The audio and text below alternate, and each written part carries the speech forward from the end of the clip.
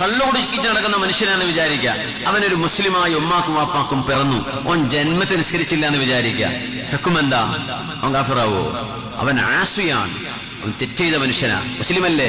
മുസ്ലിമാണ്. എങ്ങനെ അവൻ പറയണം ഞാൻ എക്സ് മുസ്ലിമാണ്, ഞാൻ പോയിട്ടുണ്ട്, അവിടെ പിന്നെ തീർന്നു. നിഷേധിക്കാത്ത കാലത്തോളം അവൻ നിസ്കരിച്ചില്ല, നോമ്പ് നോറ്റില്ല എന്നൊക്കെ ശരിയാണ്. സർവ്വ കുരുത്തക്കേടും ചെയ്തിട്ടുണ്ട് എന്നതും ശരിയാണ്.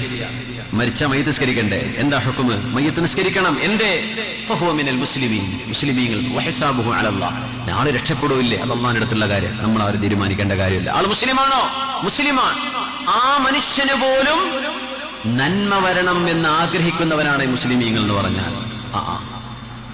എത്ര തെറ്റ് ചെയ്ത് നടക്കുന്ന മനുഷ്യനാണെങ്കിലും അവൻ നന്നാവണം. പടച്ചോനെ, അവനെ നീ സ്വീകരിക്ക റബ്ബേ, അവന് ഹിദായത്തിന്റെ വഴി നീ കൊടുക്കു പടച്ചോനെ, അവനെ നീ സ്വീകരിക്കണേ, അവനെ നീ പൊരുത്തപ്പെടണേ റബ്ബേ എന്ന് ഒരു തെറ്റ് ചെയ്യുന്ന മനുഷ്യനെ കുറിച്ച് കാണുമ്പോൾ നമുക്ക് ഓർമ്മ വരാറുണ്ടോ? എങ്കിൽ നമ്മൾ ഒന്നാം തരം മുസ്ലിമീങ്ങളാണ്. ഇസ്ലാമിന്റെ ഷിആർ എന്ന് പറയുന്നത് ഈ നസീഹത്താണ്. ഓരോരുത്തർക്കും നന്മ വരണം എന്ന് ആഗ്രഹിക്കലാണ്. ഈ ആഗ്രഹം പോയിട്ട് വെറുപ്പായിട്ട് മാറി എന്താവും? മുസ്ലിമീങ്ങളെ കാണുമ്പോൾ തന്നെ അവരെ വെറുപ്പ്. നസീഹത്ത് വേണമെന്നാ പറഞ്ഞത്. പിശാച്ച് നമ്മളെ വഴിതെറ്റിക്കാൻ ഇടവരുത്തല്ലേ.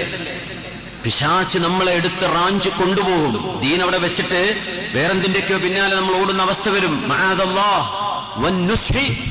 മുസ്ലിം, ഇത് ദീനിന്റെ അടിസ്ഥാനമാണ്. ഓരോ മുസ്ലിമിനും നന്മ വരണം എന്ന് ആഗ്രഹിക്കണം. അതാണ് അദ്ദീനു അന്നസീഹ. ദീൻ എന്ന് പറയുന്നത് ഗുണംകാംക്ഷിക്കലാണ്. ഇസ്ലാം എന്ന് പറഞ്ഞ ഇങ്ങനെ എക്സിറ്റ് അടിച്ച് കൊടുക്കലല്ല, പുറത്താക്കലല്ല. ഇത് പോയി ഇത് പുറത്ത്, ഇത് പുറത്തില്ല. പിന്നെ ആരുണ്ടാവും അവിടെ? നമ്മൾ അകത്തേക്ക് ദഅവത്ത് നമ്മൾ ചെയ്യുന്നുണ്ടോ? ദഅവത്ത് എന്ന് പറഞ്ഞാൽ എന്താ? വീട്ടിലേക്ക് വിരുന്നിന് വിളിക്കാൻ പറയുന്ന വാക്കാ ദഅവത്ത്. വീട്ടിലേക്ക് വിരുന്നിന് വിളിക്കുന്ന വാക്കാണ് ദഅവ. ഒരു ഞാൻ വീട്ടിൽ ഭക്ഷണം ഉണ്ടാക്കിയിട്ടുണ്ട്, നിങ്ങൾ കഴിക്കാൻ വരുമോ എന്ന് ചോദിക്കുന്നത് എങ്ങനെയാണോ അങ്ങനെയാണ് ഈ ദീനിലേക്ക്, സമസ്തയിലേക്ക്, അഹ്ലുസുന്ന വൽ ജമാഅത്തിലേക്ക് ഒരു മനുഷ്യരെ നിങ്ങൾ കൊണ്ടുവരേണ്ടത്. നമുക്ക് അങ്ങനെ ചെയ്യാൻ കഴിയുമ്പോഴാണ് നമ്മൾ റസൂലുള്ളാഹി തങ്ങളുടെ അനുയായികളാകുന്നത്. തങ്ങൾ ഇഷ്ടപ്പെടണമെങ്കിൽ ഈ നസീഹത്തിന്റെ ചിന്തകൾ നമ്മളിൽ വേണം. ഇതൊക്കെ നമ്മൾ ഹദീസിൽ കിടക്കും ചെയ്യാം, നമ്മൾ വേറെ ഏതോ ലോകത്തോടും ചെയ്യാം. ഇതെന്ത് കാര്യം? നമ്മളിലാണിത് വേണ്ടത്.